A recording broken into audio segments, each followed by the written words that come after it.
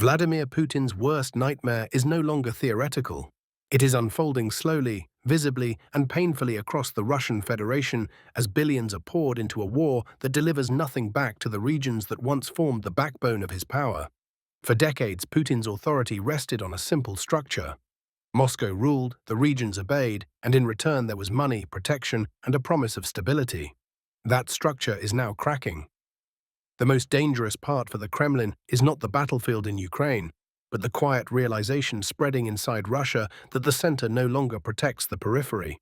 And no region symbolizes this danger more clearly than Chechnya.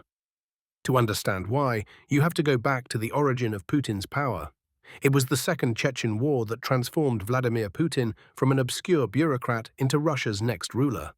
That war was brutal, uncompromising, and designed to send a message to every region of the former Soviet Union. Moscow would tolerate no disobedience. Chechnya was crushed not just militarily but psychologically, and Putin built his reputation on the promise that absolute control would prevent Russia from falling apart. Chechnya became the symbol of that control, ruled through Ramzan Kadyrov, a man whose authority was entirely dependent on loyalty to the Kremlin. For years, this arrangement suited both sides. Kadyrov ruled Chechnya as a personal fiefdom. Putin kept the region quiet, and the illusion of unity held. But wars have consequences, and the war in Ukraine is now exposing the weakness of that arrangement. Ukrainian pressure is no longer confined to front lines or border regions. It is reaching deep into Russia's internal structure. When Ukrainian drones struck a government building in Grozny, housing the Chechen Security Council and key administrative agencies, it was not just a military act. It was a message. A day earlier, drones had already hit an FSB building and a Chechen Special Forces base. These were not random targets. They were symbols of Moscow's control over the region. And the most chilling truth revealed by these strikes was not Ukrainian reach, but Russian absence.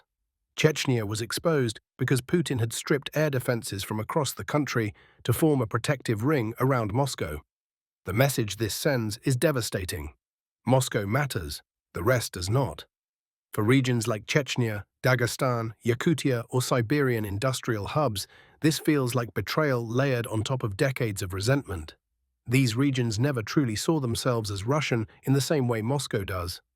Many were absorbed through force, intimidation, or economic dependency.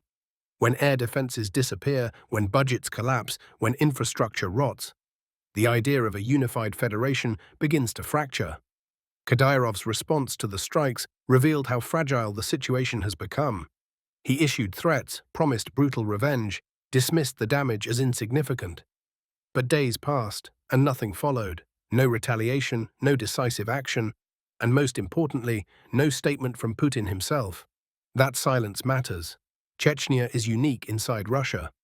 It is technically part of the Federation, but it has always existed in a gray zone, semi-autonomous, ruled through fear rather than consent. The Chechen people remember the wars. They remember who killed their families. They remember that independence was crushed, not negotiated. And they remember that Putin, not Ukraine, was responsible for that destruction. That memory is now resurfacing. Groups advocating Chechen independence responded directly to Kadyrov, accusing him of betraying his people, reminding him that it was Moscow that killed Chechens, not Kiev. They made a direct connection between Chechen units sent to fight in Ukraine and Ukrainian strikes hitting Chechnya itself. The message was simple. You chose Putin's war, and now the war has come home. This is exactly the scenario Putin fears most. Not rebellion at the front, but disintegration at the edges. Chechnya is not alone. Across Russia, regions are watching Moscow drain resources, strip defenses, and abandon obligations. The numbers make this impossible to ignore. Moscow is home to around 13 million people. Russia has more than 120 million citizens living outside the capital.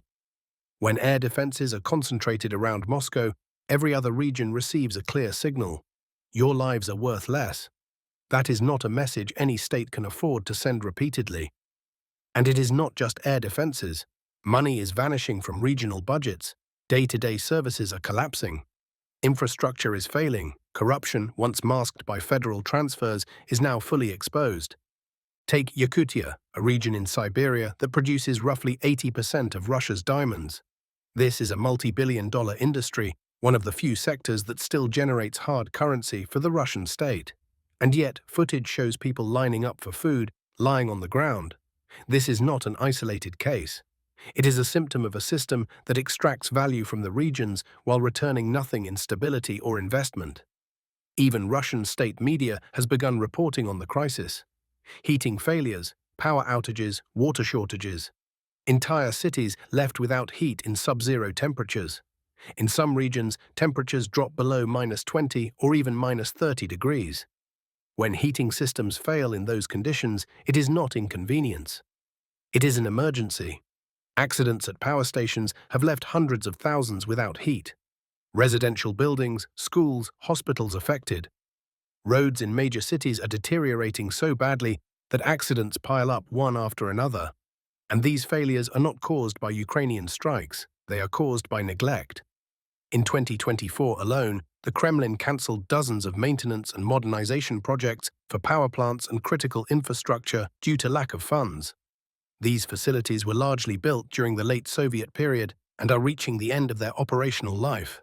Without investment, failure is inevitable.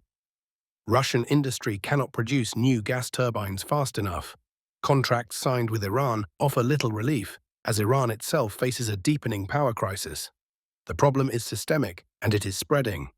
Regional governments are running massive budget deficits. Some have begun cutting incentives and payments to soldiers because they simply cannot afford them. In one region, the deficit was 10 times higher than planned. In the Ural region, a major city declared bankruptcy after failing to pay contractors. In Kuzbas, unpaid wages exceeded hundreds of millions of rubles, with workers going months without pay. These are not opposition claims, these are documented realities inside Russia. Meanwhile, the Kremlin blames Europe. Officials repeat familiar lines about sanctions and Western hostility, deflecting responsibility away from the decisions made in Moscow. But even as blame is shifted outward, internal policies reveal the truth. Proposals emerge suggesting Russians may need to work until death. A quiet admission that the pension system is unsustainable. Local officials show open contempt for residents, calling them toxic for complaining about uncollected garbage or broken services. This behavior is not accidental. It is built into the system. Putin changed the structure of local governance so that mayors and regional officials are appointed from above, not elected by the people they govern. Their loyalty flows upward, not outward. They do not need public approval. They need Kremlin approval. That destroys accountability. When residents suffer, officials feel no pressure to respond. Their careers depend on pleasing Moscow, not serving communities. This is why resentment grows unchecked. People see that their voices do not matter. They see that their regions are drained to fund a war they did not choose. They see that when danger comes, protection is reserved for the capital. This combination is lethal for a federation. Putin's greatest fear has always been fragmentation. He rose to power by preventing it. Now his own decisions are accelerating it. The strikes in Chechnya were not just about military damage. They exposed the reality that Moscow's grip depends on resources it no longer has. Loyalty purchased through money and fear collapses when money runs out and fear turns inward. Regions begin asking dangerous questions. Why are we sacrificing for a war that brings us nothing? Why are our sons sent to fight while our cities freeze? Why does Moscow live under a shield while we are left exposed? These questions do not need organized rebellion to be dangerous. They erode legitimacy quietly, relentlessly. The Russian Federation was never held together by shared identity alone. It was held together by force, money, and the promise of order. As that promise breaks, the structure weakens. Chechnya is not the beginning, but it may be the warning. The war in Ukraine is not just draining tanks and missiles, it is draining the political capital that kept Russia unified. And once regions begin to see themselves not as part of a common future, but as expendable resources, the collapse does not come suddenly. It comes slowly, region by region, crisis by crisis, until the center can no longer hold. Please like and subscribe to support our channel.